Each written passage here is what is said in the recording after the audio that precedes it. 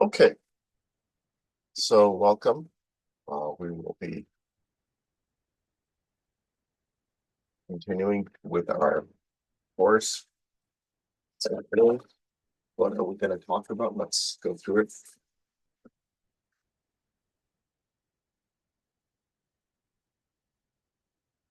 So we have AH-360. We're in the last part of week number 9. And we will continue with groundwater. So in that theme, we're going to talk a little bit about, you know, basically the monitoring well in more detail. We talked a little bit about sampling in the other class. But now we're going to talk a little bit about the monitoring well, the measurement. So some measurements that we take. Going to go over a few things again. A little bit about groundwater flow.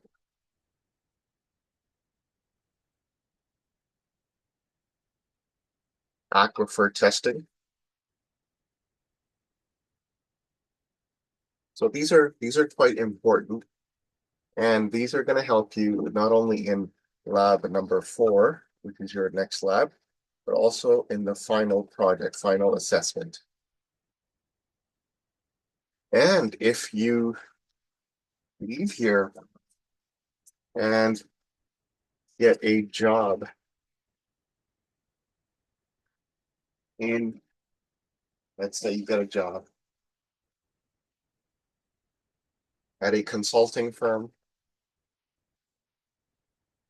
an environmental consulting firm, or an engineering firm, although you could argue that both are the same engineering firm, who does consulting for geotechnical, hydrogeological,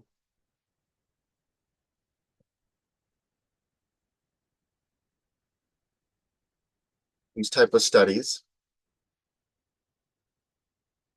or if you get a job at the municipality at some stage, you would be reviewing such reports or overseeing such work, and perhaps at the ministry.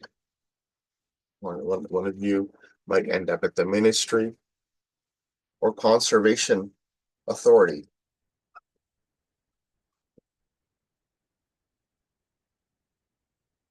This type of understanding, this type of knowledge will definitely come in quite handy. So let's go through some basics first.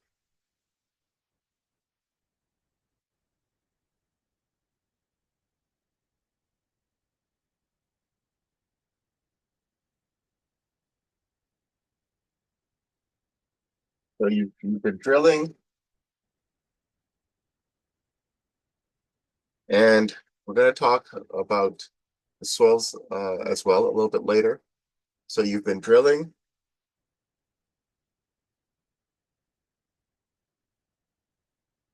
and you want to know where should you install your screen. Now, it depends on what type of well that you've installed. You've got your borehole, you've taken your soil samples.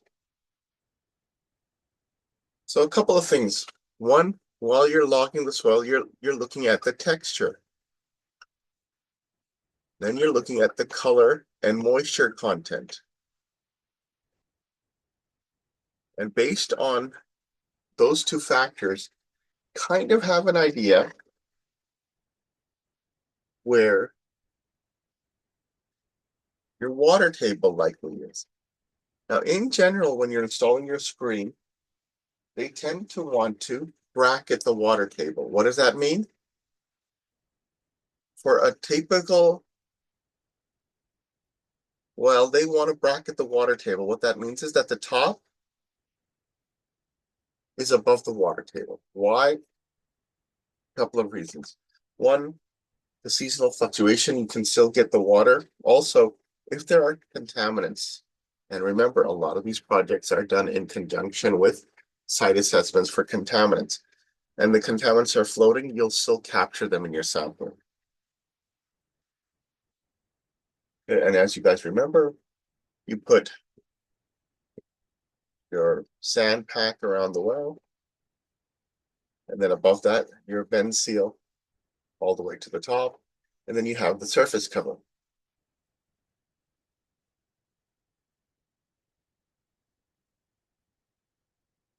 Now, what you do is, before you leave the site, or if you come back to the site, you complete a survey, and you determine the elevation at the ground surface.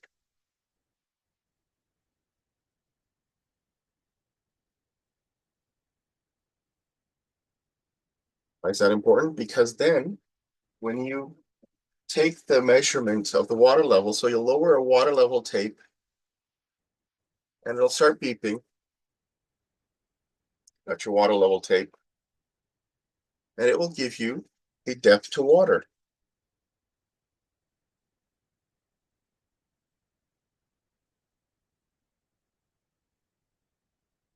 This is key now.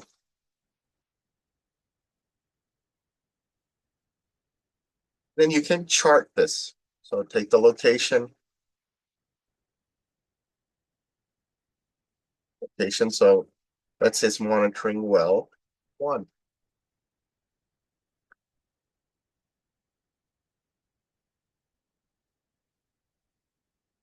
And then you got the ground surface elevation.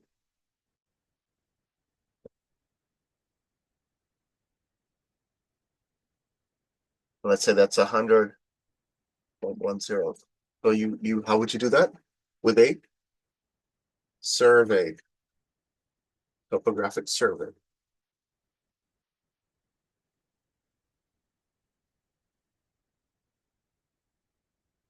And let's say this measurement depth to water was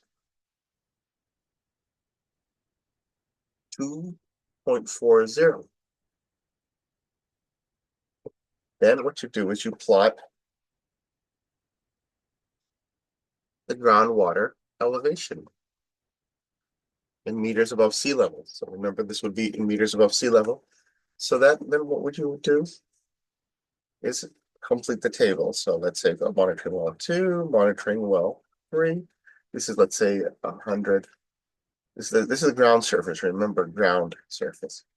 100.60, 100.11. Let's say this is 2.30, 2.250. So let's go ahead and fill in the table. You'll see this as a part of most reports, this type of table. So 100.1 minus 2.4, 97.7.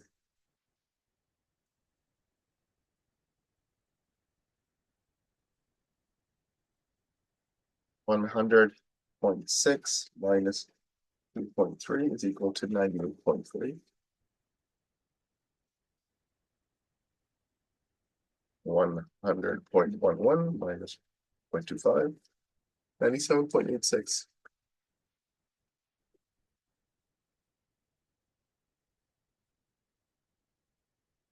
Let's go ahead and plot this.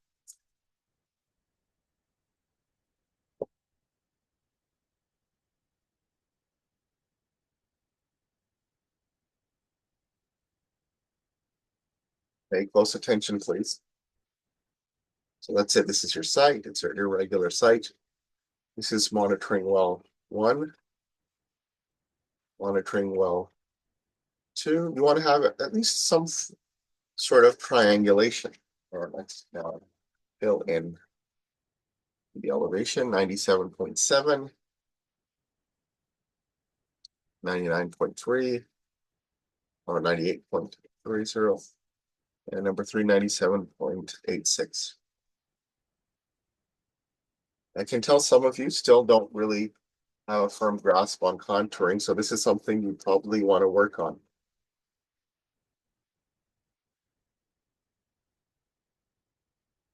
So what I'm going to do is I'm going to plot 97.5. Maybe I'll use a different color. So I'll start with 97 98.5. 7.5 actually. That should be 7.5.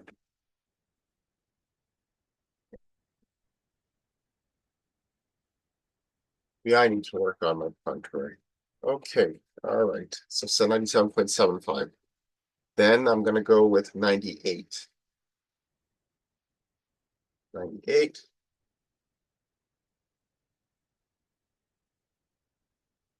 And I'm thinking, what else can I have here?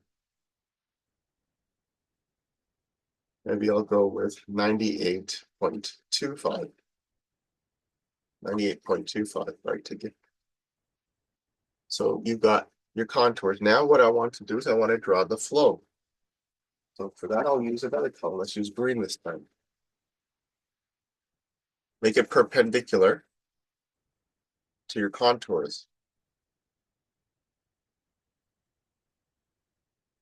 And if you connect these or extend these, what are you creating? Your flow net.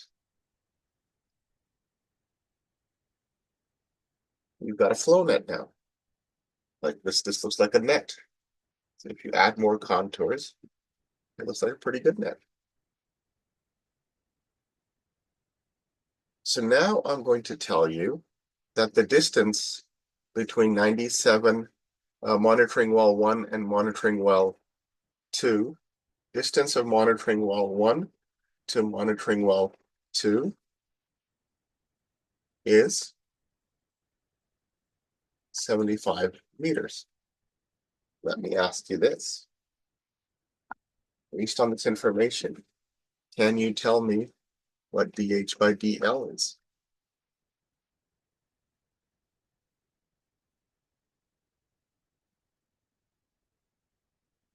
And I'm going to tell you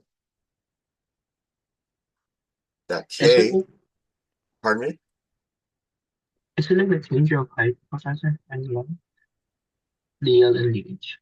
dH by dL. Can you, Is can you repeat your question? I didn't get it. wait, so DH stands for dH is the difference in height of the water, the elevation of the water. I see. That you should gotcha. Thank you.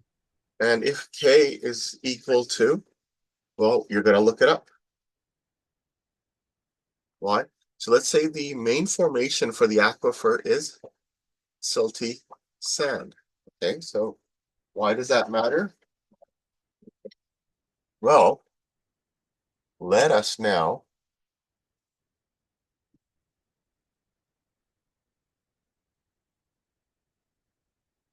go on a Google search. Hydraulic conductivity silty sand. So let's see, where do we want to, which one do we want to use? Typical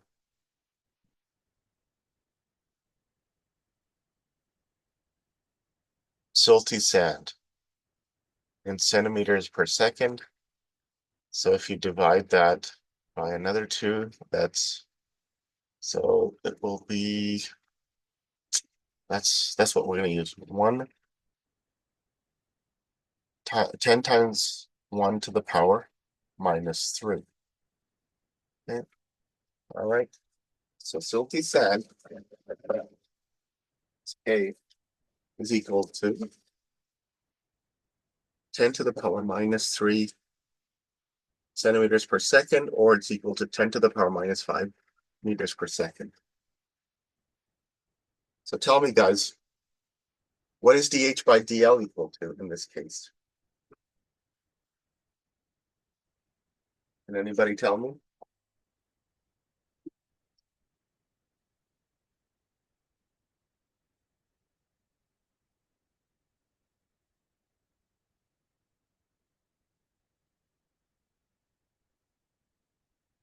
Would it be 98.30 minus 97.70 over 75. Would that be the correct calculation? 98.3 minus 97.7 equals 0.6 divided by 75 is equal to 0.008. So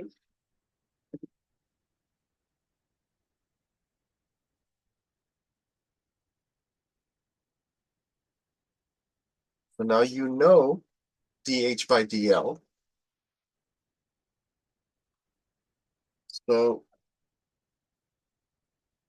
can you give me the velocity of the groundwater? What would the velocity be? You've got K, you've got dH by dL.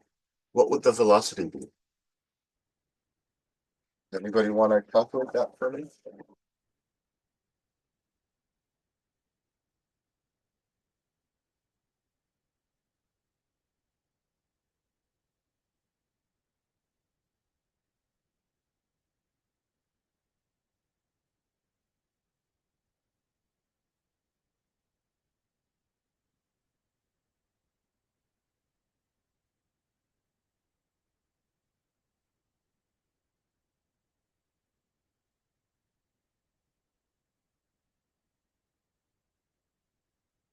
I'm assuming you're working on this.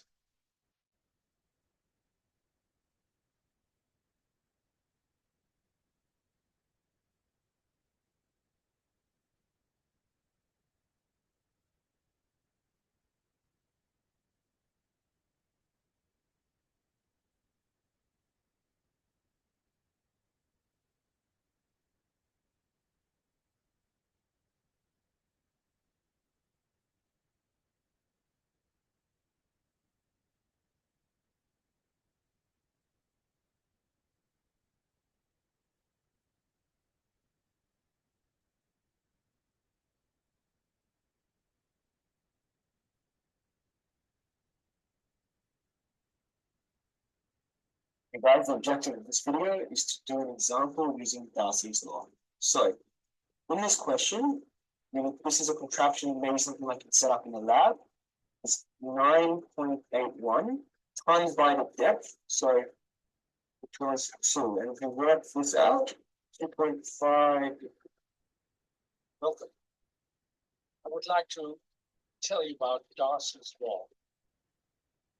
This is a cross section of the flat landscape of the land surface.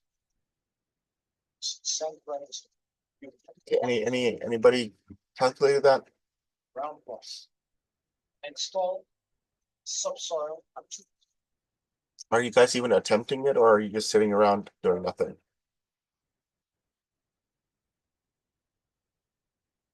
Okay, so I've got one potential answer. Thank you, Chindu.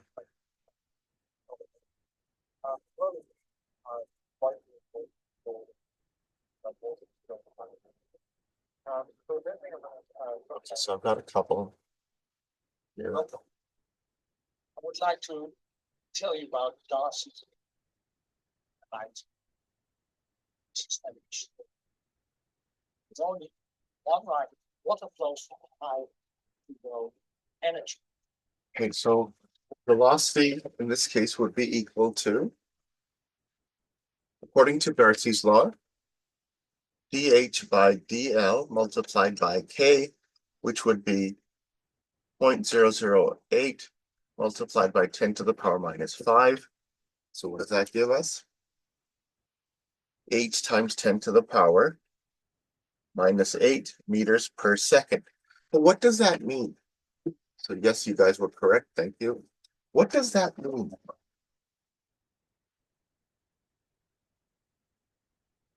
Let's think about that. 10 to the power 8 minus 8 meters per second. What does that mean? How fast does that mean the groundwater is flowing then? 10 to the power minus 8 meters per second. So if you've got a contaminant and it's flowing, what exactly does this mean? So in Multiply this by 60. How far does it flow? In a minute. So that would be 6. So it would be 0.6 meters times 10 to the power minus 6 meters in a minute. Multiply that by 60. 0.6 times 60 to 36.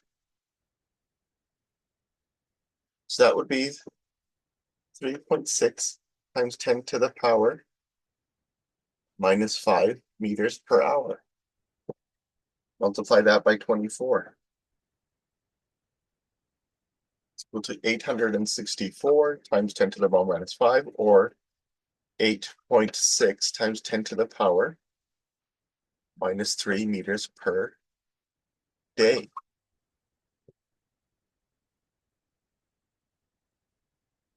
And 0.64 times, say it's a day, times, let's say 365. That is equal to 3,153.6 meters per times 10 to the power 3 meters per year, which is equal to 3 meters or 3.15 meters per year. That's what that means. Well, this is how groundwater flows. So this is why when you're doing borehole logging, it becomes extremely important for you to recognize the soil type. Soil recognition. So let's now go ahead, watch a clip on soil recognition. Okay. We'll watch about 10-15 minutes of it, and it'll give you a heads up. And I'm hoping that James might do a little more detailed analysis on this, but let's watch this. Let me know if you don't see the sound, okay? Do you see visual manual methods for identifying soils Yes, Professor. in the field? So, and this is usually confirmed back in the lab. We're not going to watch all of it. We're going to watch a decent amount of it, okay? All right. So let's get started.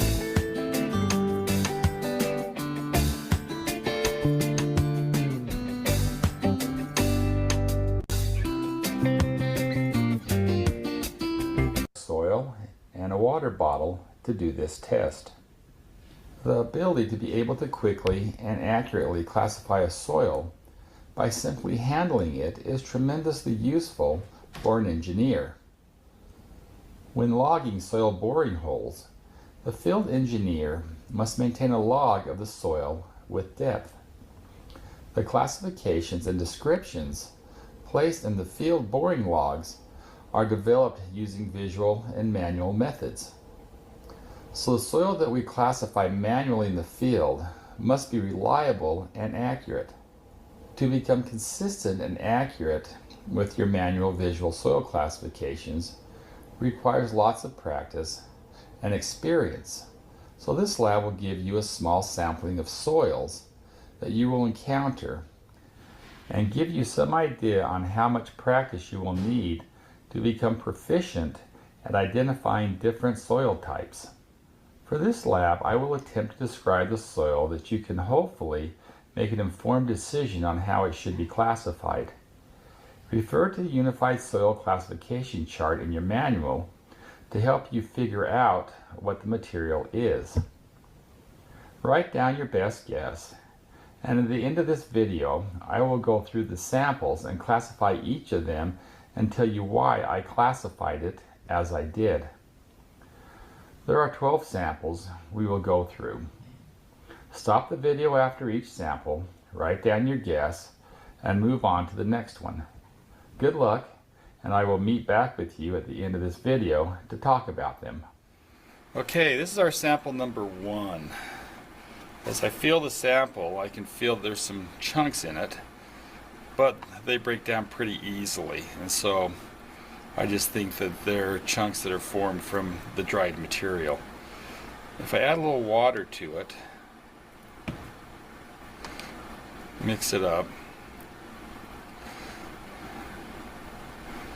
ooh, I feel that it's fairly silky, and because of that, that would tend to lead me to one decision or another on what type of material it is, whether it is a silt or a clay. Looking at this, we know that it's going to be one or the other. And as we roll out the worm, we feel that it takes quite a bit to try to roll it out to where it falls apart. So if that's the case, we know that it'll absorb quite a bit of water. And so it feels really silky as opposed to sticky. So that's pretty much the description for number 1. So this is sample number 2. As you know, it's a very granular material.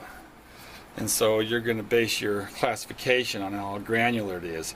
But also we want to look at the makeup of the rocks themselves. And if you look at this, you probably can't quite see it, but I can scrape the rock off. So being able to scrape it off, we know that it's not a hard, dense rock, it's something else. And so more than likely we'd be able to break that down if we had something to that we had something to hit it with. It would break apart fairly easily. But when it breaks off in really a kind of a silky smooth material, and you can see it on my fingers now. Okay, that's number 2. Okay, this is sample number 3. As you can tell looking at it that it's a sand. So that's not the question. The question is, how well graded is this sand? Is it a well graded sand? Is it a poorly graded sand? If you look at the distribution of those grain particles, you can get some idea on which way it is, whether it's well graded or poorly graded. And so you have to make a determination on that. The other issue is how many fines are in there. The fines obviously are clays or silts that pass the number 200 sieve. And so we want to know, have we got 0 to 5, 5 to 12, or more than 12% fines in this, which will make a determination on what that material is. If you look at it, it comes apart, or you don't see where it sticks together or clumps up. So you know that there's not a lot of fines in there. The question is, how many are there? We'll let you determine that one also. Okay, that's sample number 3. Okay, we're looking at sample number 4.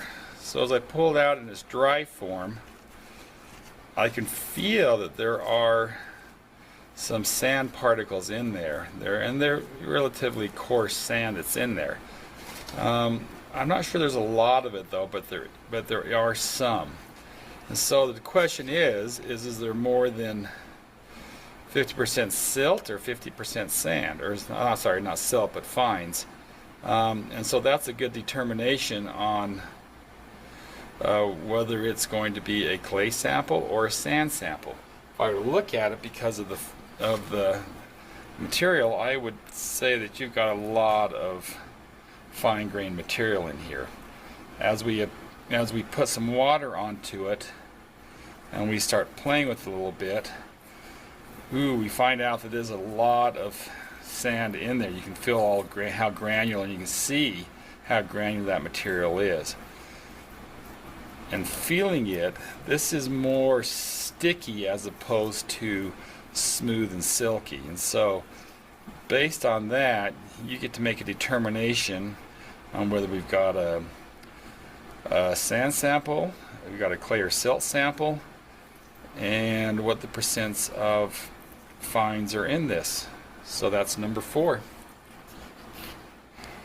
Okay, next we're going to look at sample number 5. As you look at that, and if you recall sample number 3, this material is very similar to what that material is. You obviously can tell from looking at it it's a sand, and as I feel it, there's definitely some fines in there. So we've got to decide what the percentage of fines are. If I were to look at this, obviously we know that it's not there's not a lot of fines, so it's either 0 to 5 or 5 to 12 based on your classification. The other issue we had, the same with 3, is it a poorly graded or a fine graded sand? So if you look at the sand, you need to look at that and determine, does that look like that's a well distributed material or is it gap graded? So that's sample number 5. Okay, now we're going to look at sample number 6. So as we look at sample number 6, looking at this, we definitely know that it's a fine grained material. So it's either a silt or a clay. That being the case, we've got to decide which one it is. As I put some water onto it, and I start to feel it, I can feel that this sample is really a sticky material. And it takes quite a bit of water. I put quite a bit of water on there, and it still is not quite enough to get it to be into its liquid limit or above its plastic limit state. I add a little bit more water to it and look at this, and I start to roll it out. Very easy to roll that down to a very fine little worm here. And so if that's the case, and it took quite a bit of water, and it's more of a sticky material than a silty material or a silky material, you can determine what type of material it is. That's number 6. Okay, let's look at sample number 7. So if we look at this right now as a whole, you can see the coarse sand grains that are in there, and you can see all of the fines that are also in there. And so as you look at this, and as we start playing with this a little bit, we need to look at that and say, okay, how much of that is silt, how much of that is sand? And so if you were to look at that, you would say, oh, that's probably pretty close to one or the other. So if we throw a little bit of water on there, and we look at that material, we can feel in my hand, I can feel in my hands how granular that material is. And there's a lot of sand mixed in there, but if you can see from all the mud, there's also quite a bit of fine material in there. And so if I were to take that and try to roll a worm out of it, I think I'd have a hard time getting a worm rolled. In fact, there's no way I'd be able to roll a worm out of this. And so it's going to be a non-plastic material. And so the decision that you have to make based on what this looks like is whether it has more sand or more silts in it. And so that's going to be your determination. That's sample number 7. Okay, let's look at sample number 8. So if you look at the surface of this, you can tell that it's fairly coarse. If you dig down into it, you can see the fines that are down underneath that also. So if you took the sample as a whole, you would notice all of those fines that are down there. And so, but as you look at it, you can tell there's a lot of coarse material. And so as you know that the difference between sands and gravels is where it splits on the number 4 screen.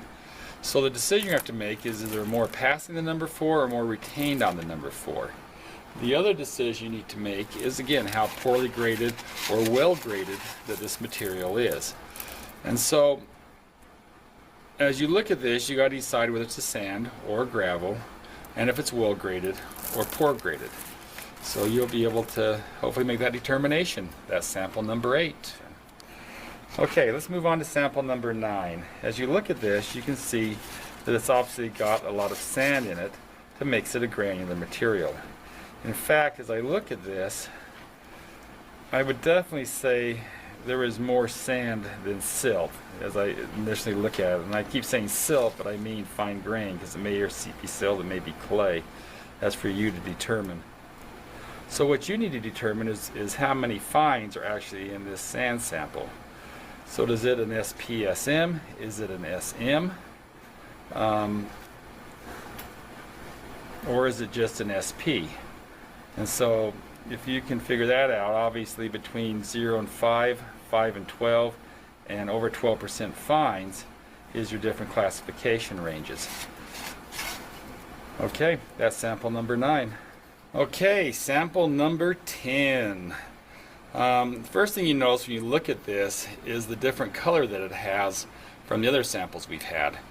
This is more of a gray material, and so if I were to look at that, I think that there's something in there other than just soil. So first thing I'm going to do is go ahead and smell it.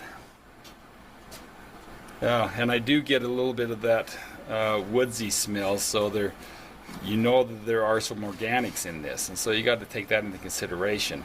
And when you look at these chunks that are in here, are those chunks more organic because they break up really easy?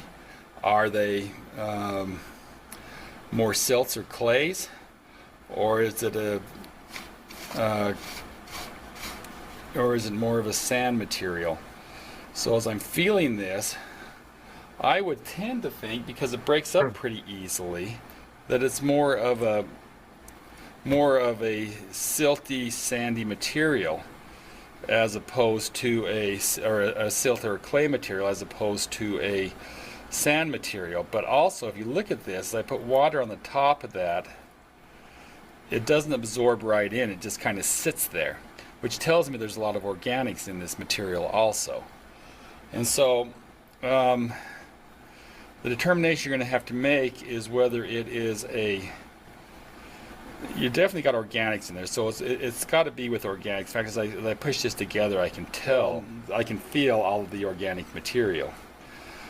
And it broke up and it smashed together pretty well, so there's no more coarse material in what I just played with here.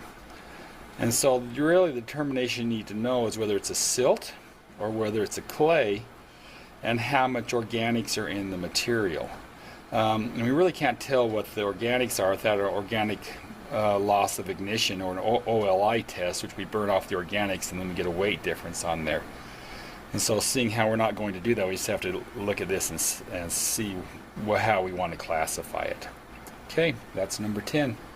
Okay, sample number 11. So as you look at that, you can tell that it's a fine grained material. And so it's either a silt or it's a clay.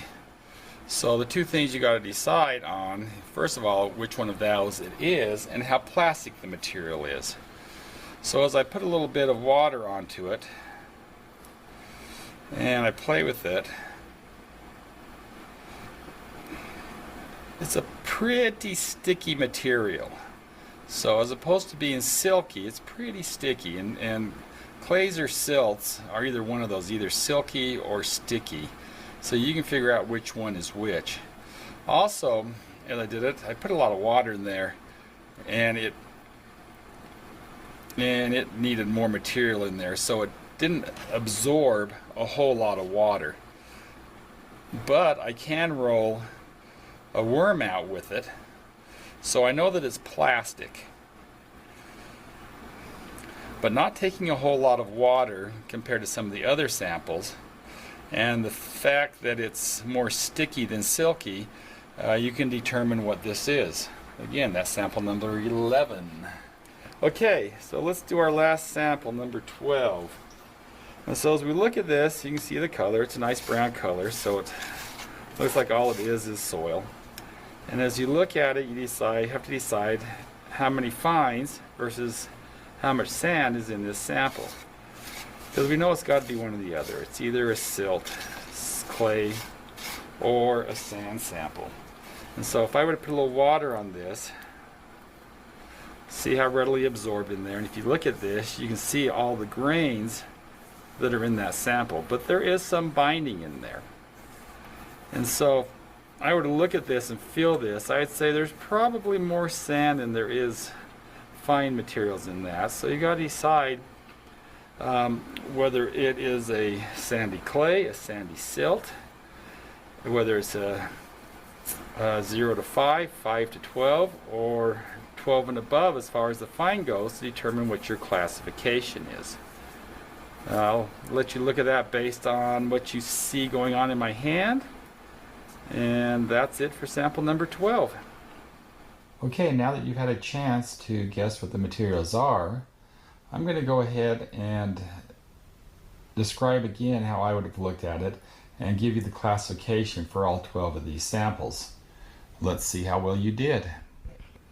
So sample number 1, I basically told you that it's either a clay or a silt, just because of the makeup and the fines and feeling it.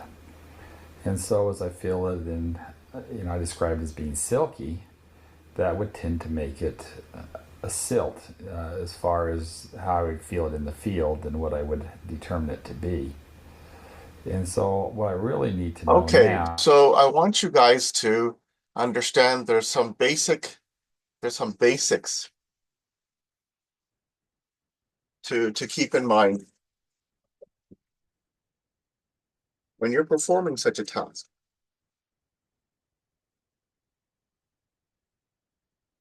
The way he's doing it. So first, can you feel or see the grain? Feel the grains? It's sand. And if they're larger than 2 millimeters, gravel. If you cannot feel the grain, it's clay or silt. Then what do? Well, you can take some water, and if it stains, it's clay. If not, it's silt. So these are a few tests that you can do. Also the ribbon. If it's less than an inch, the ribbon is probably silt. If it keeps growing and getting larger and larger, it is likely clay. And let's say it comes out of the sample in a cohesive manner, and you slash or you cut it open with your knife, your field knife or field tool. If it shines, it's clay. If it's dull, it's silt. Okay, so now we come to the next portion of today's lecture, which is a guest visit by Career Services, which is because a few of you have had asked for this. And also I do keep getting this question from you guys. So who do we have here from Career Services? Majori, you're here.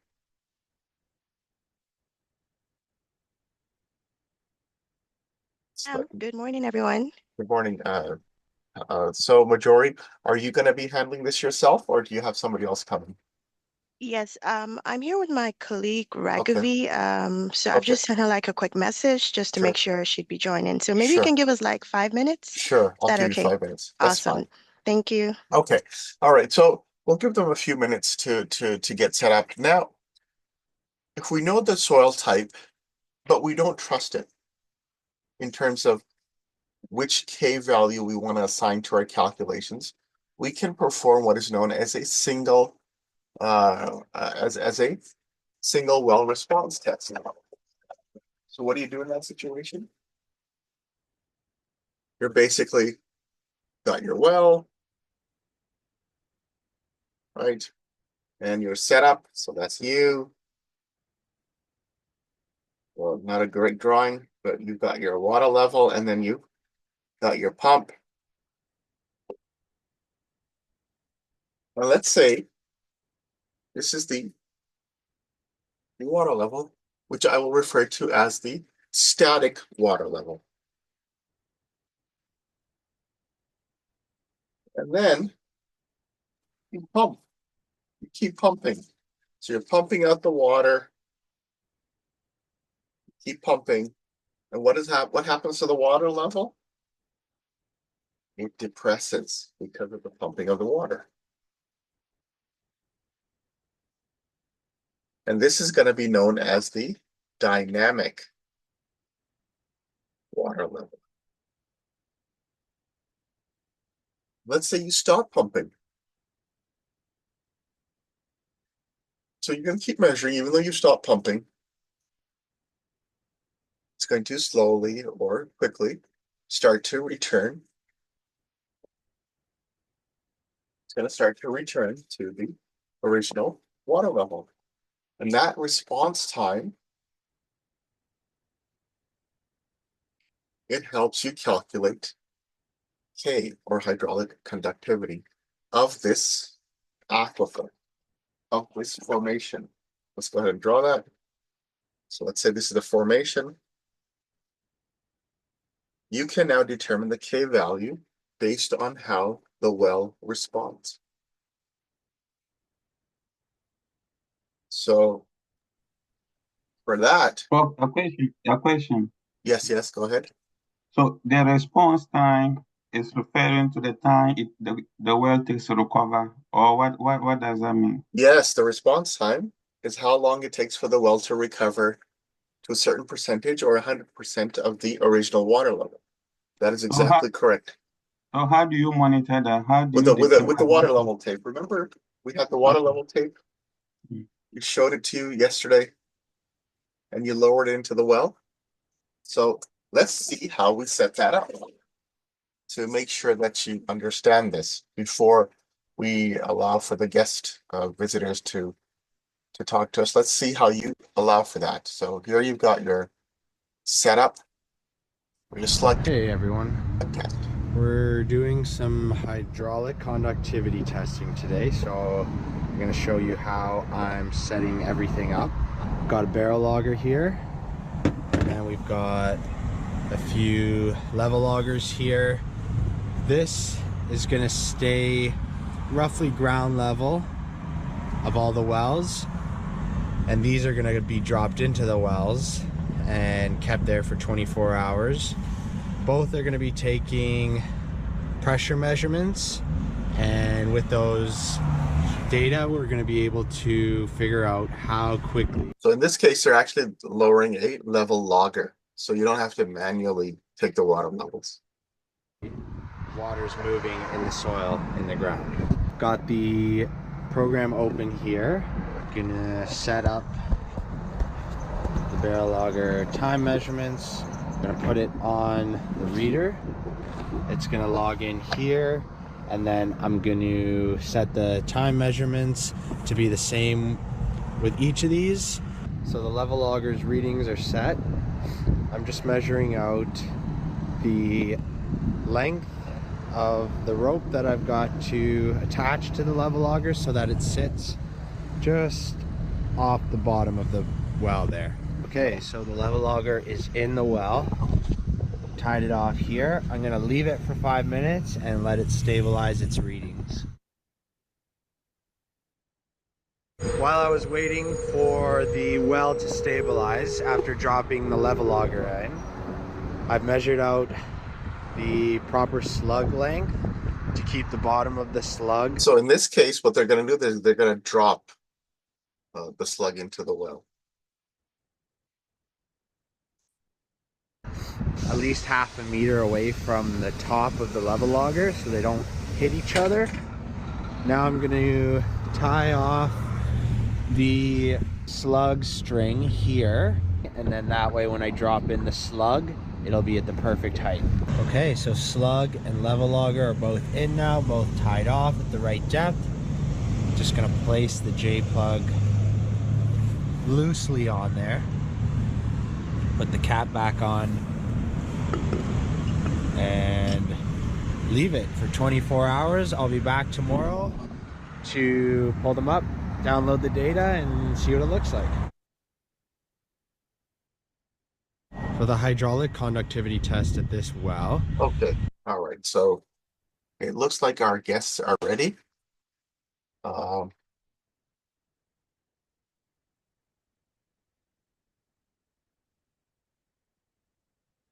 So Raghavi, I will give you,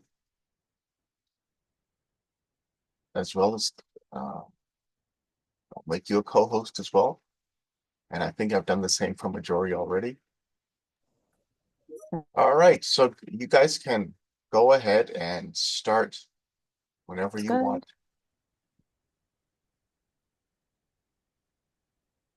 Sounds good. Let me just set up my screen and then we are good to go. Thank you. Good morning, everyone. Good morning. I know it is Friday, 9 a.m., so that is here today. I won't be taking up too much of your time. But my name is Regdi Vasantakumar. I am one of the employment advisors here at Centennial College. My goal for today and for everyone here is for us to learn what is career services and why it's really important for us to actually utilize these services because they are free and they're already embedded into our tuition. So we are going to make use of them. So career services, who are we? What do we do? And why should you and come see us? So career, we are a team that will help you with anything regards to career. This could be your part-time job while you're in school, it could be working in retail, it could be customer service, the job that you're going to be doing while you're outside, while you're not in classes. We can help you with those. We can also help you with regards to your career journey. As you progress into your program, you may have questions about what you want to do. How do you want to apply the skills that you're learning, and what kind of job titles are interesting for you? These are all questions that we at Career Services are equipped to be able to assist you with. We're going to be able to support you on all things, right? So whether it be the first step of your career journey to the very last step where you let us know that, hey, I got the job and I'm ready to go. So this means anything in between will be able to help you. And we can do this in more than one way, right? As I mentioned before, we're here to help build your career resilience. We're here to help build your confidence, right? We know that navigating a career market, especially if we're not too used to the Canadian labor market, or we just haven't been in the labor market in general, it could be a little intimidating, right? And I know that. And we're going to normalize that. It's completely okay. But that's why we're here to help support you, right? I want you guys to all, at least by the end of today, to go on our website, start a profile, and get yourself familiar with the features that you have, right? Because I would much rather you start asking these questions sooner rather than later. So, how do we help? We help on a lot of different fronts. And our most popular one is our advising appointments that I'll talk about a little bit later on. But we offer resources, right? So our resources can involve templates, PDF, tip sheets, online links, right? We have a whole lot of resources that answer questions about resumes. Where should I look for jobs? How do I do a virtual interview? How do I conduct an informational interview? Or how do I set up my LinkedIn? Right? These are all questions where you may either be thinking about now or haven't even thought about, right? But I want you guys to start thinking these questions, right? Thinking about what are our strengths and what are our weaknesses, right? And we're going to be there to help support them. We also offer job postings, right? So I'm sure we may have known about Indeed, right? LinkedIn as job boards, jobbank.ca, right? These are all different third-party posting boards. Centennial College, we have our own one, right? On our website, on Experience Centennial, we have our own job posting board, right? So these are job postings that can be directly lining up with your career and your industry, or it could be part-time work, it could be summer jobs, it could be internships, placements, right? Volunteering opportunities. We have employers that we have made great relationships with along the way. And these are employers that are looking out for Centennial College students, right? So I highly encourage that you get yourself familiar with this. We also have events, right? We have lots and lots of different types of events. For example, today we're doing a little bit of a webinar. It's a mini workshop, but throughout the year, you will see that we offer many different types of workshops, right? We have resumes, we have how do I answer difficult interview questions? How do I navigate AI and ChatGPT? Because I know that it is something that's emerging. And so I want you guys to get familiar with these, right? We also offer job fairs, right? Every year for the graduating class and for the 2 years who have graduated, so alumni 2 years back, we offer hiring events where you can come in and you can meet them and network with all of our employers, right? Remember that there are multiple ones throughout the year and they may not all cater towards your industry or your sector, but we try our best to ensure that there's going to be at least 1 or 2 employers that are going to cater to everyone. And most importantly, I'm a little biased, but the advising appointments are my favorite because that's what I do. So we have 6 advisors on the team, and what we'll do is we can work with you one-on-one, right? 30 minutes at a time. It could be over Zoom, it could be in person, or it could be over the phone, where we work with you with regards to what your career goals are, right? If you need help writing your resume, we've got you, right? If you need help looking for where do I find jobs, I've checked Indeed, I've looked at LinkedIn, I don't know where else to look, we can help you with that, right? Remember, as I mentioned, that this is a lifetime lifetime membership. I call it lifetime membership, meaning even after you've graduated, it could be 5 years, it could be 10 years, it could be 30 years. And if you still need support, you have access to this, right? That's a thing that a lot of universities and colleges don't offer. Usually you get 6 months and that's it. This is lifetime. So how do I do this? I'm going to be sharing this slide deck with your instructor, so you will have access to these links, but you can also scan our QR code right here, or just follow our link to experience.centennialcollege.ca to sign in. If this is your very first time ever making a profile, please keep in mind there's going to be a few questions to ask just for stats purposes and just for us to get a little bit better idea of who you are, right? And trust me, these aren't any personal questions. We're not asking for anything major, just your program, right? So just some questions like that, just so we have an idea of who you are as a professional. Now, once you have successfully logged in and created your profile, this is the dashboard that you're going to be seeing. As you see, there are 6 different icons, and I'm going to go over a few of them. The first one I'm not going to go over, that learn how to navigate the portal, because that is a giant PDF file. It's like 52 pages on how to navigate Centennial, Experience Centennial. So if you want to look into it, please go ahead. But I like the test around, play around with it, right? If you're someone who wants to read it, please feel free to, but I'm not going to go over that today. Instead, I'm going to go over some job search resources. So on the very right side, in the bottom, you're going to see resume templates. When you click on this link, you're going to scroll down to find your program based off of your school, and you're going to see a sample resume cover letter template. You're going to see a template, and you're going to see a finished copy, just so you know what should a finished copy look like. In that same link, you're going to be able to find that template that I mentioned. You're going to find a resume, one for entry level and one for an experience. So someone who's been in the role. So let's just say it's been 2-3 years, you've been in the field, and now you want a more advanced level resume, you can use that one as well. As a student, the entry level resume is written in a way that's going to be able to outline more of your educational achievements, right? Your academic projects, for an example, some of the labs that you may be working on. There's room for those parts in the entry-level resume. Now, on the very left side, as I mentioned before, this is where you're going to be able to access all of the job search resources.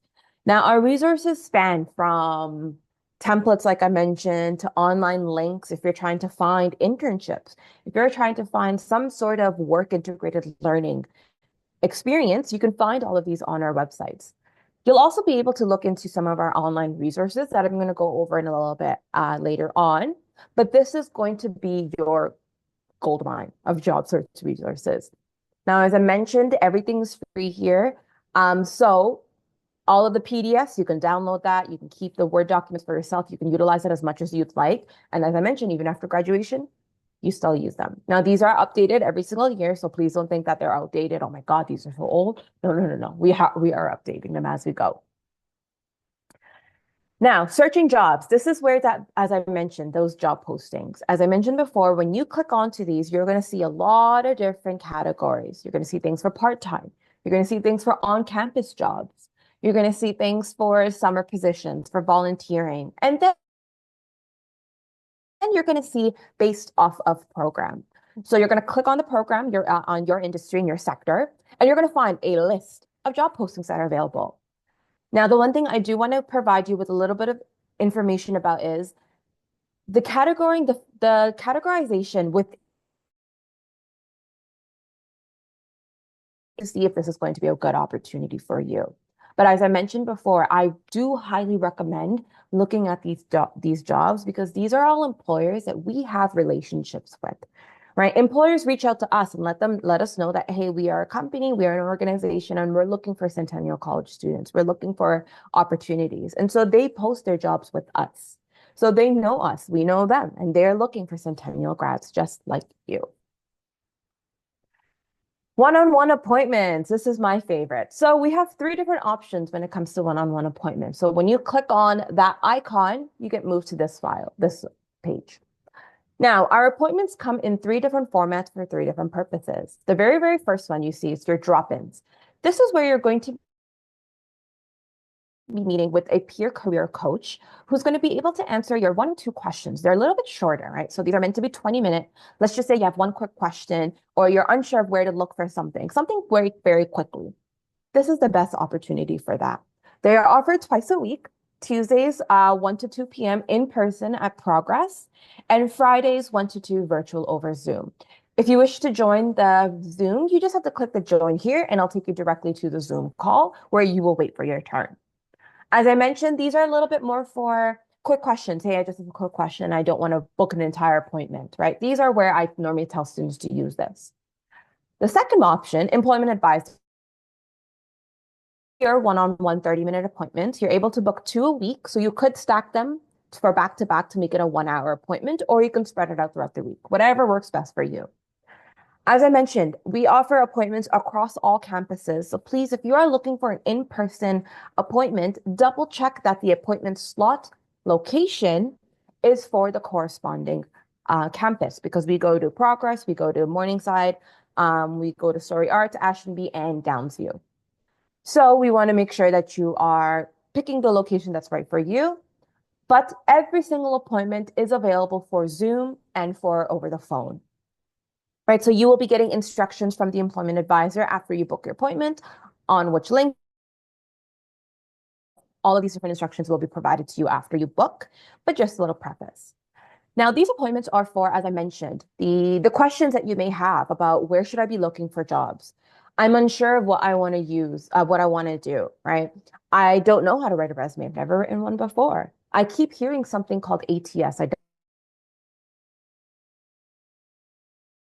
Tracking systems are, but I want to learn more, and so should everyone.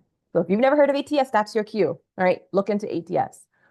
I have never done an interview before. I want to practice interviews, right? We do all of these with you, right? If you want to learn how to interview works, we can answer that for you.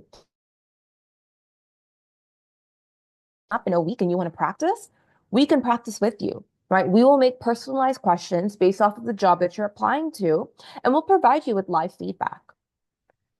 And last but not least, we have our career counselor. So our career counselor on the team, think of our career counselor as the person you're going to go to for the big picture questions.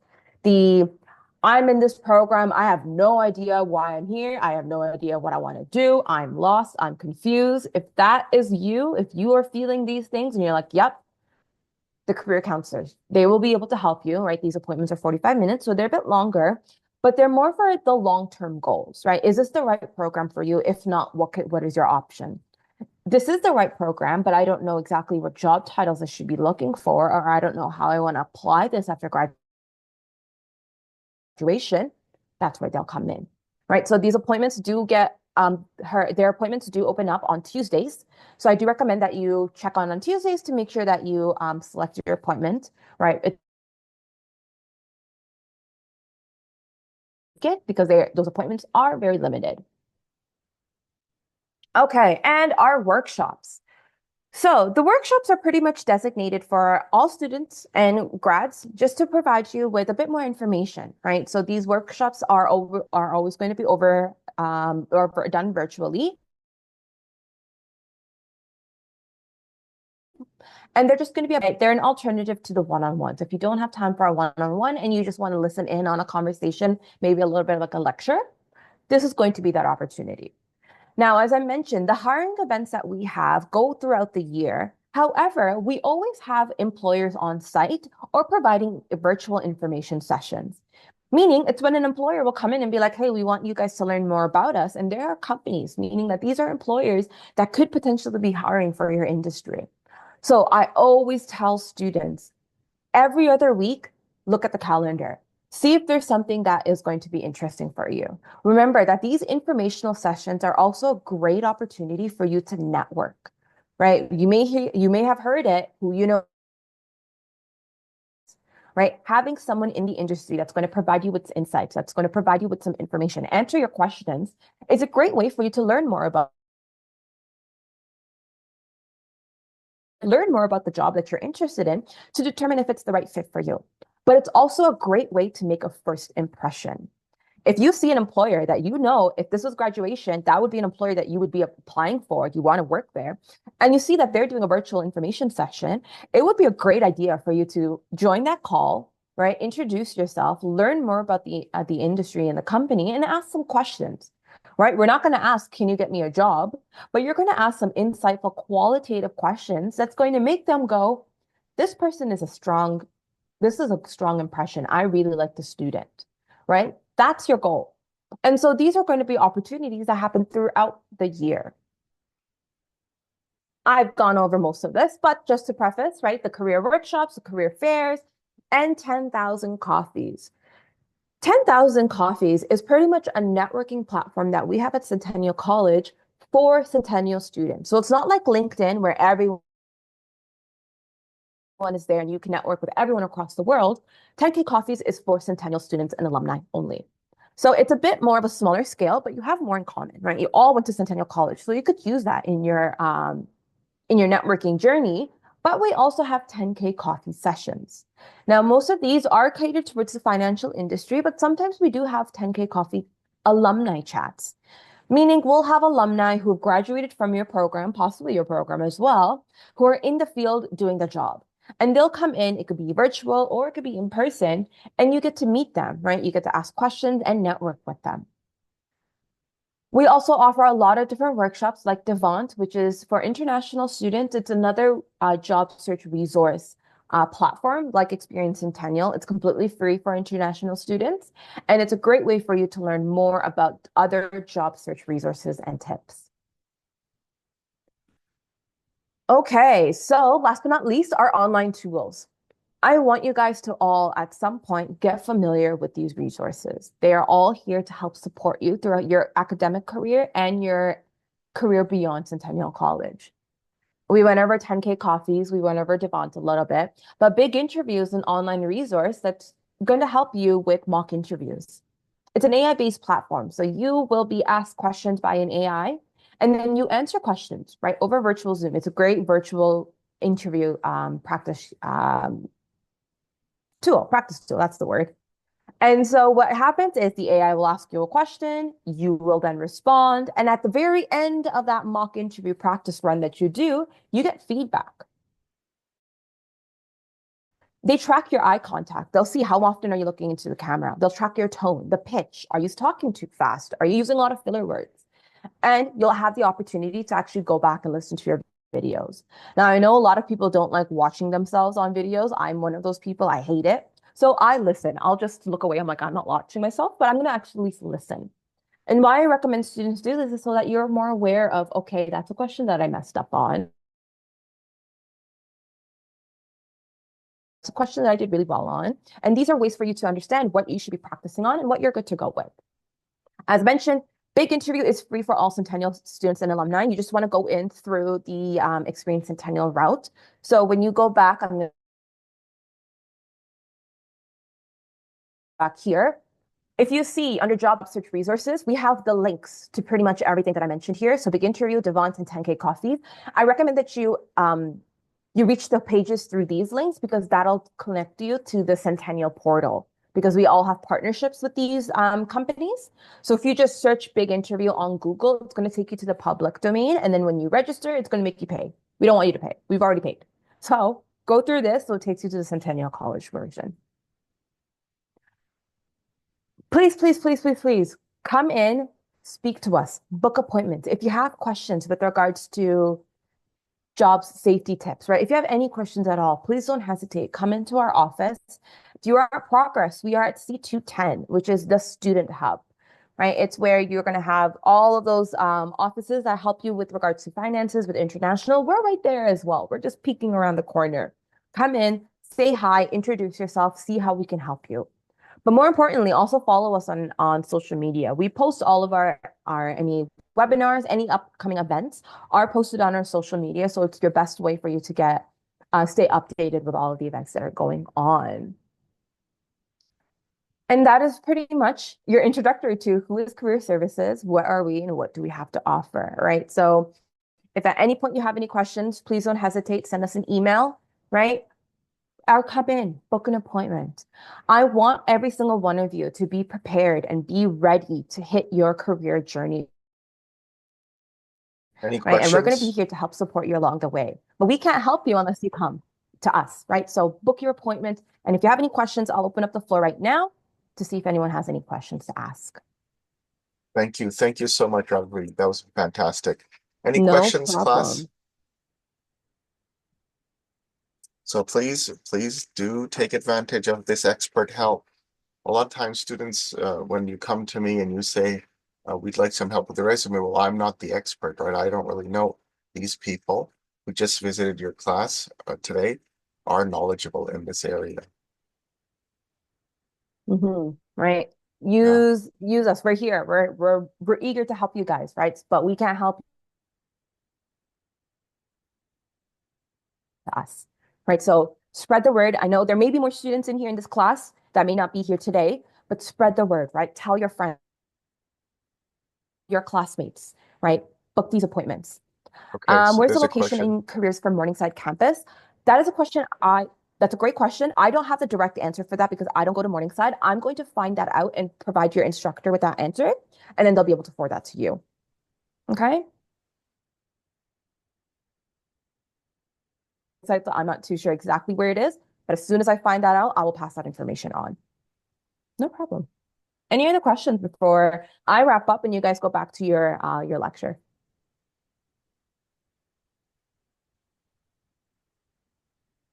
No? Okay. All right. Well, thank you so much for having us today. I know it's a Friday, so hang on there. I know the weather is nice, so enjoy it after class. But I hope everyone has a fantastic day. Thank you. Thank you so much, guys. All right. Bye now. Bye-bye. Yeah, thank you. Okay, so let's get back to this. How to set up a purge test. So initially, they had set up a test in a way where they lowered a slug, and so the water rises. A slug meaning that cylindrical object, and then they watch it lower. Now they're going to talk about setting up where I think they're going to pump a little bit of water out.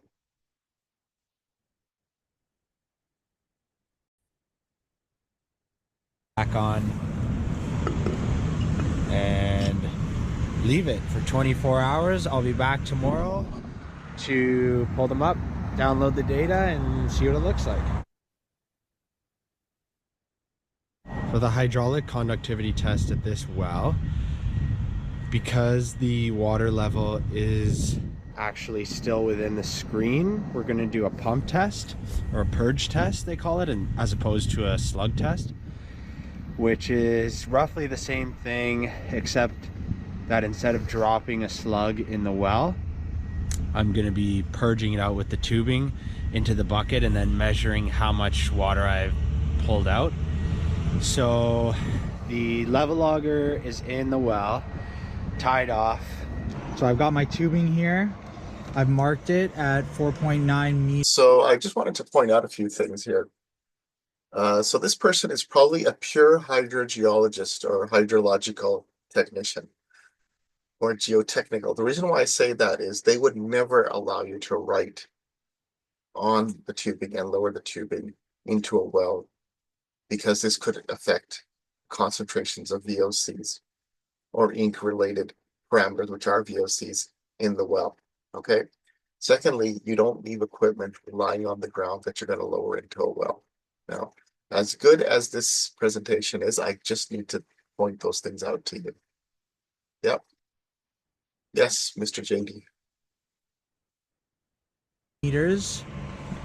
That line is going to go at the top of the well casing, so when I lower down the tubing, the bottom of the tubing doesn't hit the top of the level logger. And then I'll turn on the pump and pump the water out. Once that 5 minutes is up, I'm going to stop. I'm going to pull the tubing out of the well. I'm going to put the J-plug on top and leave it for 24 hours and come back and see what the data says. So I'm back on site. This is 24 hours later, just collecting the level loggers and the barrel loggers. I hid the barrel logger here yesterday, so it's been collecting ground level barometric pressure data. I'm going to be collecting the rest of the level loggers, bringing them back to the office and downloading the data.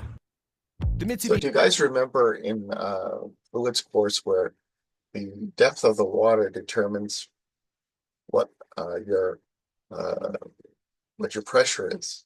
So here they're reverse calculating what the depth of the water is. If you know the pressure, they're reverse calculating the depth of the water. Mitsubishi Outlander PHEV is more than one thing. Like you. Okay. All right. So there you go. That was Morning, that. everyone. Here we are with another how-to vapor sampling edition. Any questions about that?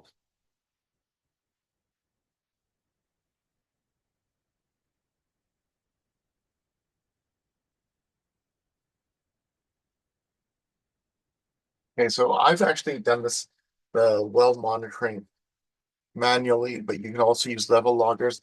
It's very common for companies to bring level loggers to sites and to use them. Okay. All right.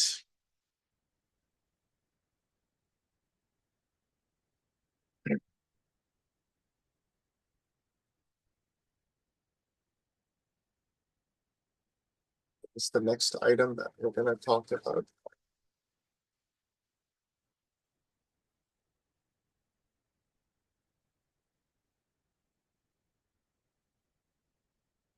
We are going to now practice some questions.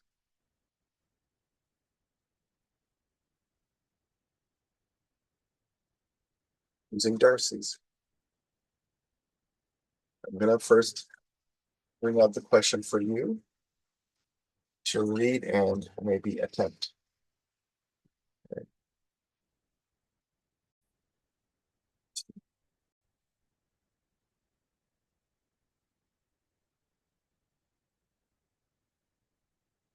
So if the elevation of H1 is 35 meters and the elevation of H2 is 0 meters, what is the hydraulic gradient if the distance from H1 to H2 is 5.6? And the answer is in meters per kilometer. So I'll give you 5 minutes to try to solve that.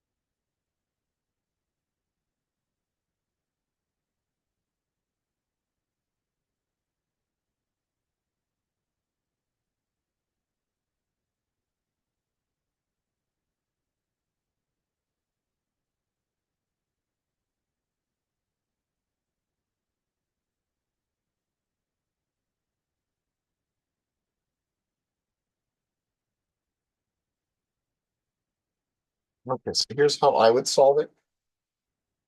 So probably I'd sketch it out first.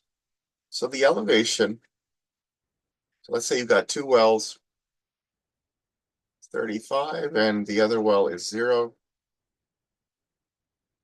And the distance between the two is 5.6 kilometers. So DH by DL, remember the answer has to be in meters per kilometers. So it's going to be 35 minus 0 over 5.6.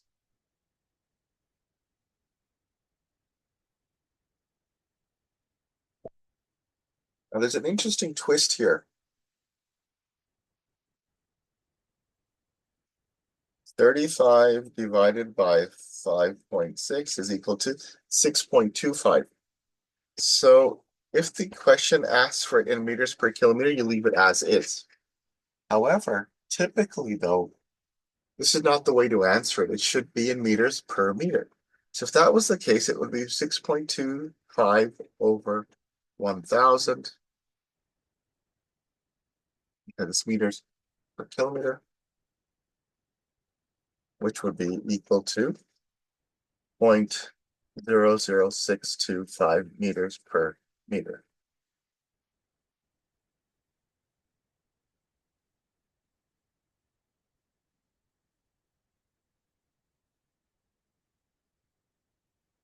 Next, the next question.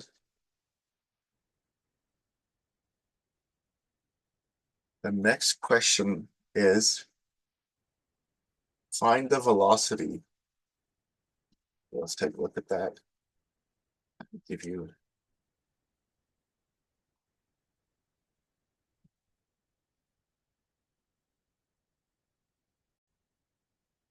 find the velocity. The distance is 1,000. Hydraulic conductivity is 114 meters per day. So DH is calculated for you, it's 60.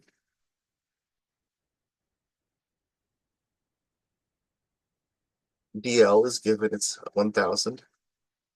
And K is given, 114 meters per day.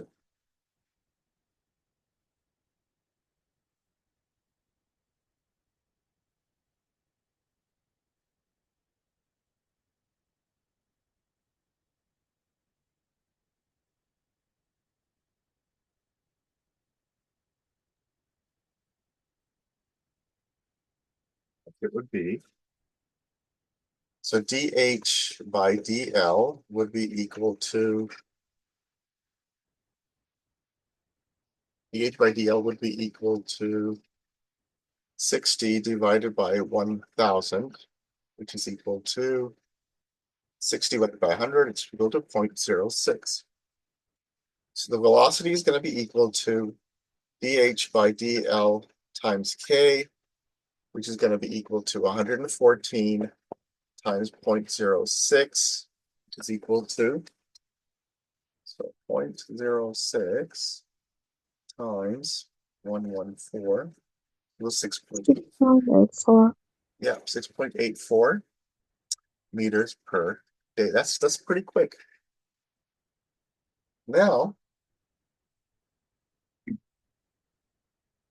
let's say you have a site. Anybody celebrating Holi? Anybody celebrating Holi here? You are? Enjoy your holiday today, Holi?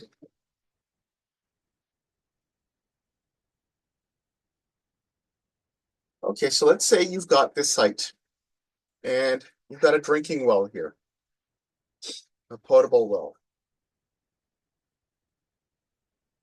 And it is,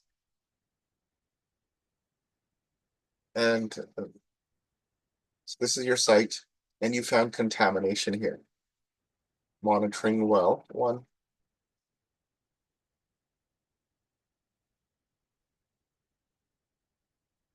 You've determined by your assessment that groundwater flow is this way. And there is a municipal drinking well here. And this is 6.4 kilometers away. And you found this contamination. And what was it? 6.84 meters a day. And what you determined was the velocity of the groundwater. And you see that it's 6.4 kilometers away. And you found a plume, right? And you don't know how far this plume has gone. You don't know how far it's spread. But based on your study, the contaminating activity, so let's say it's an underground tank, was installed in 1968. So it might not have started leaking in 1968, but you're going to assume the worst case scenario. So you're going to try to determine, and now it's 2025, you're going to try to determine, is there a potential that it's affecting the potable well? So you know the velocity, you know the distance. Tell me, not the distance to here, and how many years, or what you can do is you can just determine, another way to determine how far it might have gone is, how many years is this? 27 years? Or 26 years? How many days is that? 365 times 27, 365 times 27, 9 6,855 multiplied by 6.84. So that's 67,004. So it would have gone 68 kilometers. So it would have been way past this by now. Right? That's a pretty quick groundwater flow. So what you would do is immediately inform the authorities and have them test. Not only test the well, but test around the well. And see if there's any other wells in the area. The reason why it likely didn't go that far is because it wouldn't have started leaking immediately. It would have probably started leaking years later when it corroded. Oh, you're right, it's 57 years. So this is probably even more than that. I'm thinking it's 1998. Stuck in the 90s. Yes, almost a senior citizen. So that's how you would make an estimate of how far the plume could go. That was a very high flow rate. Usually groundwater doesn't flow that quickly. Usually it's like that much distance in a year. So that was a very high flow rate. So it would have spread. What's the negative about that? It could spread far and wide. What's the positive about that? Dilution. It dilutes quickly. So it might also have naturally attenuated. All right. So let's take another question. So this one I think you'll find a lot easier.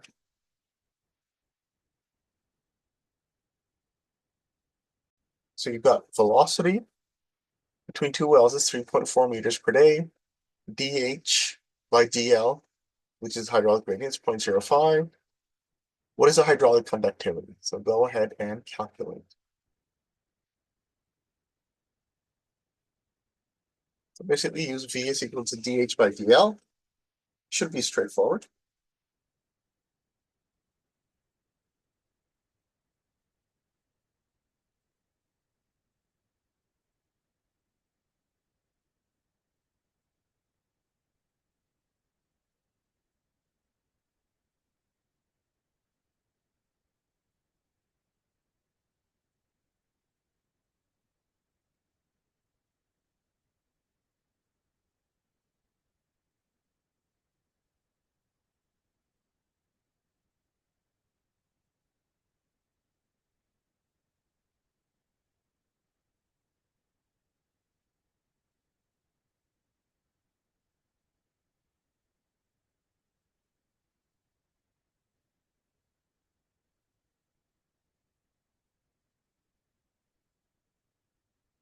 Okay, so let's solve these last two questions.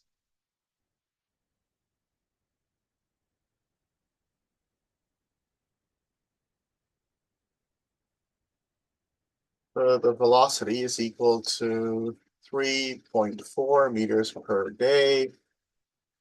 The gradient dH by dL is equal to 0.005. So we know B is equal to K dH by dL. K is going to be equal to V divided by dH by dL, which is equal to 3.4 divided by 0.005. Equal to, I think you're right. 6.8. Yeah, divided by 0.005. So what did you say? It's at 680 Yes. meters per day. That's very fast. Wow. That's like going through gravel on a mountain. Okay, so that is correct.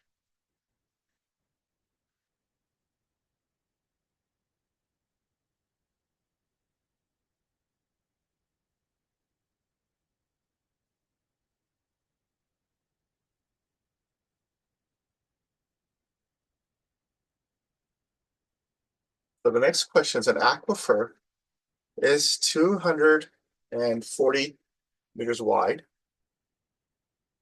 45 meters wide. So the cross-sectional area is going to be 2,045 times 28. of the aquifer. That's the cross-sectional area.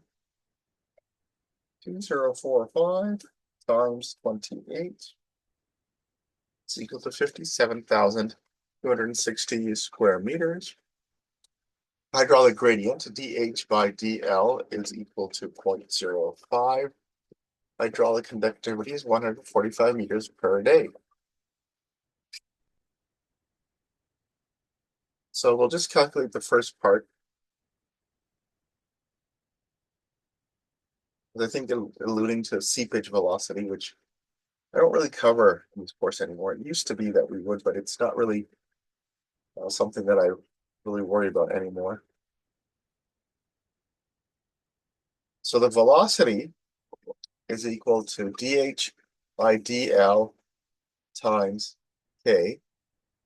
So flow would be the area times dH by dL times K, which is equal to 57,260 times 0.05 times 145.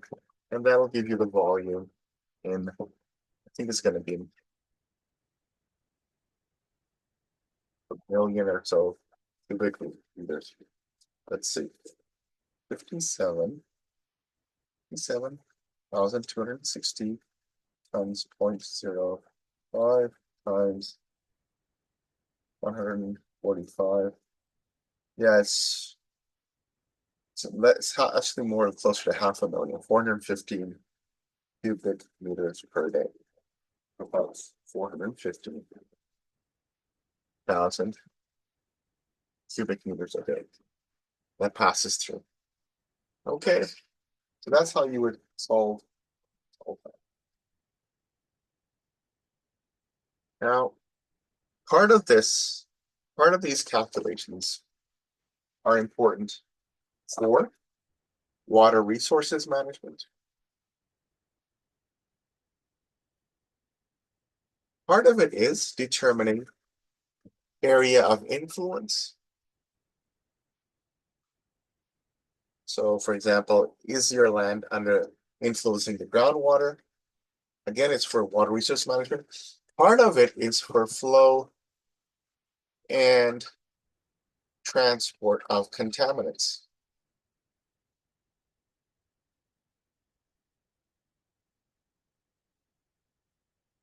What does that mean? So, or that one can get a little bit of help.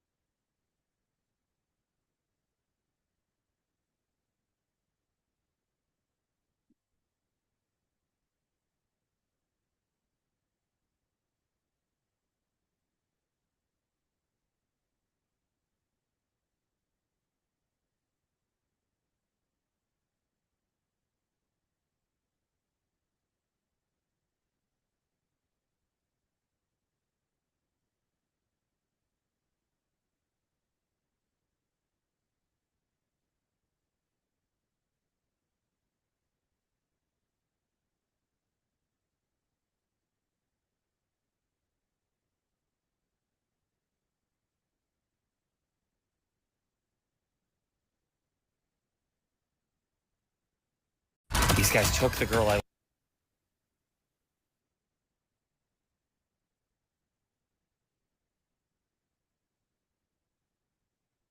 We'll just watch that.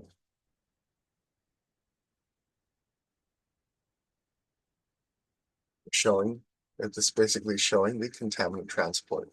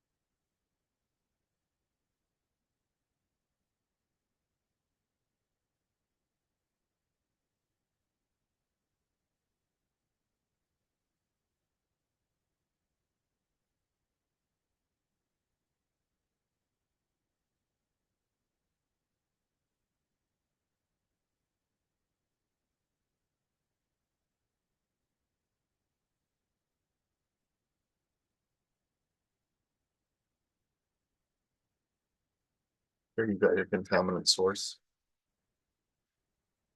There's no sound. There's no sound for this. It's just a reading.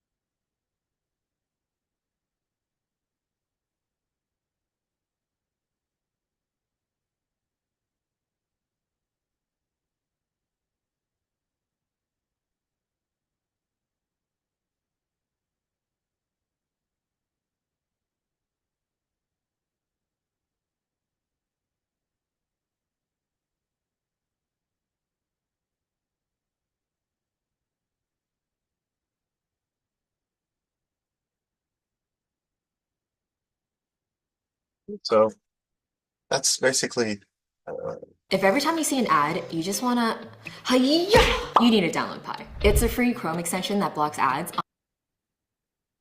so again, showing the water table before humans came to this area. It's flowing towards. Oh, now you got drums that are at this location.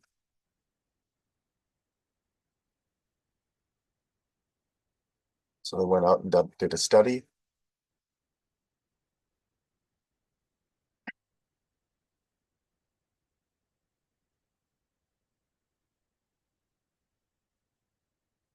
Plume is created.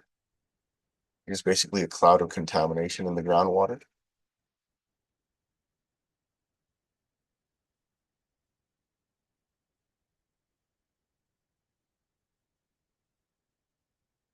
That's basically what we're dealing with or looking for. Okay. All right.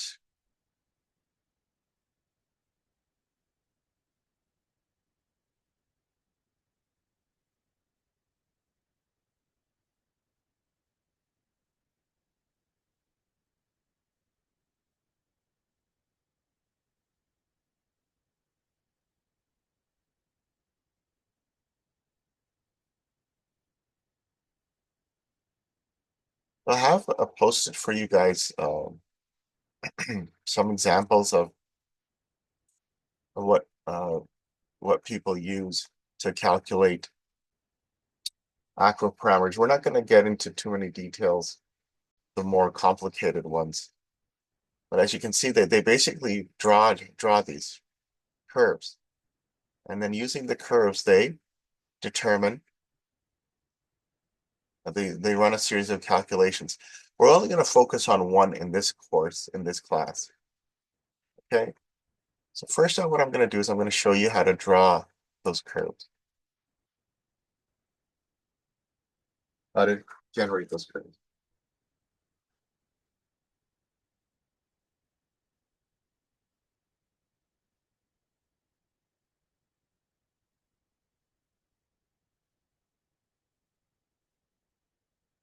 As I was saying, either you have a hand pump or a hand-held water meter.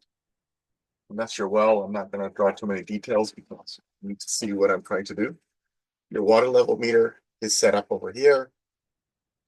And you're taking water level measurements. That's static water level, meaning before you disturb it. Now you pump it out, pumped out water. And you're taking water level measurements. Right now you're taking water level measurements all the way down here with the water level tape. Slowly over time, it recovers. or maybe quickly. So what you then do is you can calculate what is known as drawdown. Drawdown. What is that equal to? Static water level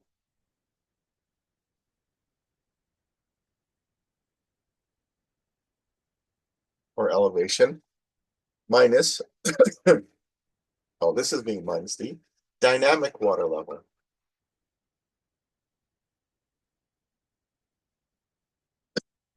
So then here's how you plot it. Got your table, right? You got time. So maybe you've got your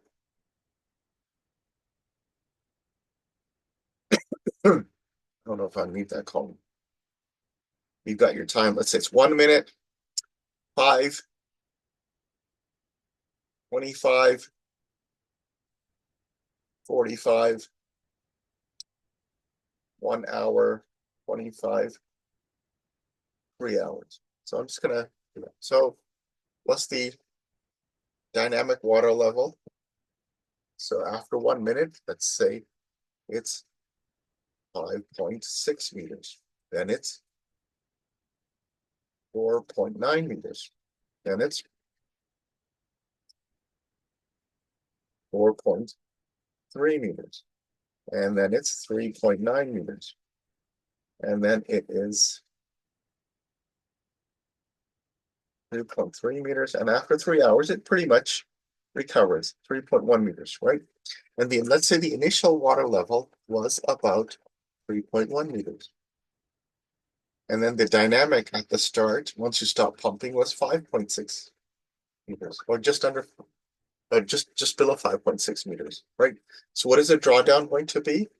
It's going to be 3.1 or 5.6 minus 3.1.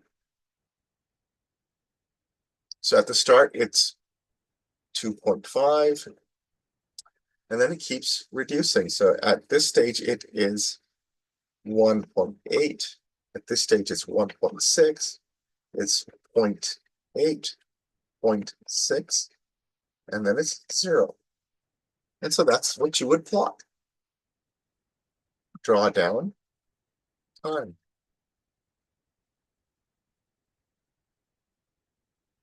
So in meters, and this you could have in minutes or hours, it doesn't really matter. And so what you'll end up with is a plot that will look something like this. So for slow recharge, that's what it looks like, or recovery, that's what it looks like. For quick recovery, that's usually what it looks like. And for very quick recovery, that's what it looks like.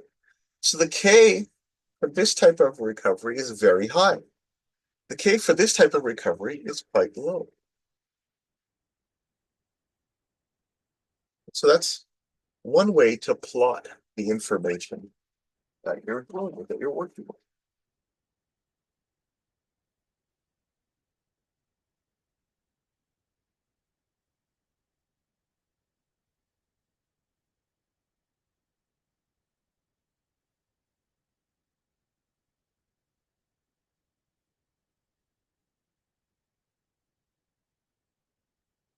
And the other thing that you can do is, this is for a very simple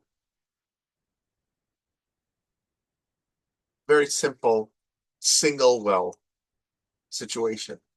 It could get quite complex depending on how many wells you want to use. Sometimes people will start plotting the response time in distant wells. But again, this is something that it's a little bit beyond our course at this stage.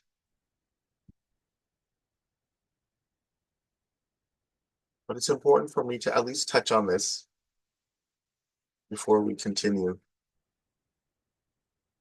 into the next week.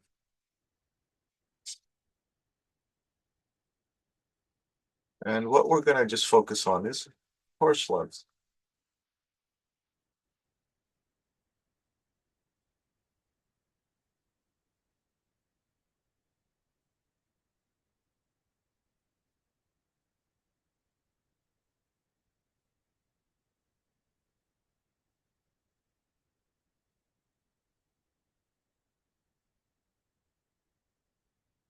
Can't find it. Thought I had it somewhere here. So you can now use an equation. Well, we'll run through this quickly and then we'll come back after a break. We've been going almost 2 hours now. So you can calculate the hydraulic conductivity using the response for a single well using this equation.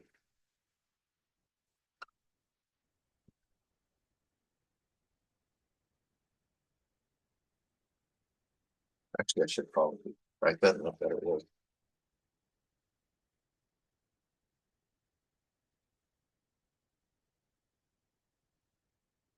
And what does this all mean?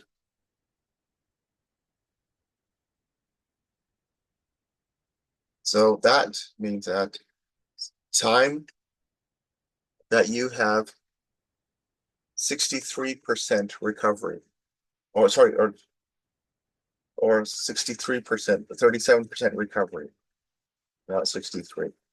The ratio is 63 or 63%, but it's actually 37% recovery. And I'll explain that in a little bit. And L is the screen length in the well. R is the casing radius, meaning the pipe radius. Usually it's 2 inches, and large R is the borehole radius.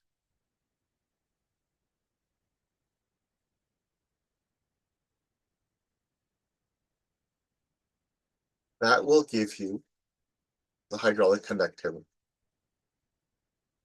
Okay. It's important for you to understand this because this is going to be your in lab number 4 in the second part of lab number 4. Lab number 4 is split up into 2 parts.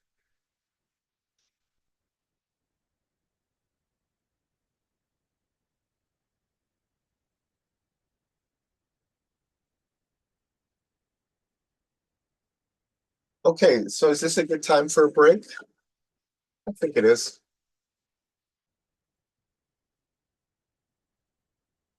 We've covered a lot of what we wanted to cover today, but we still have a lot more to cover. Okay. So let's take a 10-minute break, come back around 10:30, and then we will wrap up with the remaining parts of the class today. All right. I want to also lay down foundations, the theoretical foundations for the start of lab number 4. All right. I'll see you later in about 10 minutes.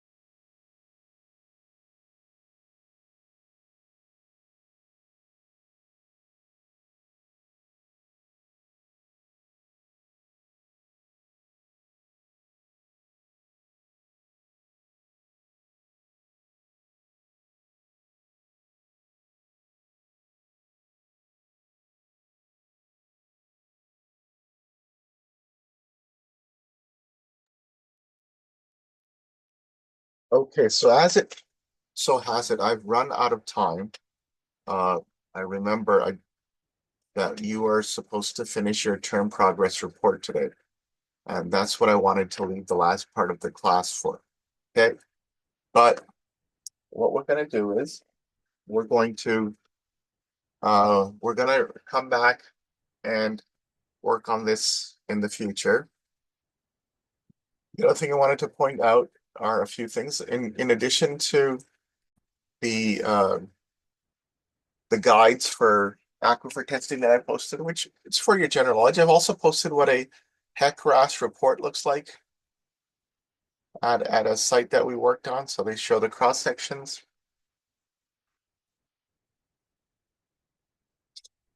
Of where the water is going to be based on the. So I just thought I'd share that with you. And then you've got that table. So that's sort of why I asked you guys to submit the report as you did. Okay. And next week you'll be starting on lab number 4, the first part. Okay. All right. So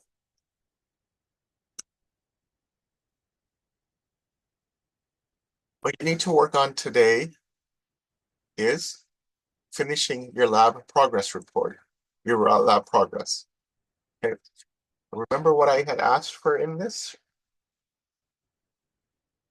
So you can spend the rest of the class working on this. I'm assuming you're in touch with your group mates.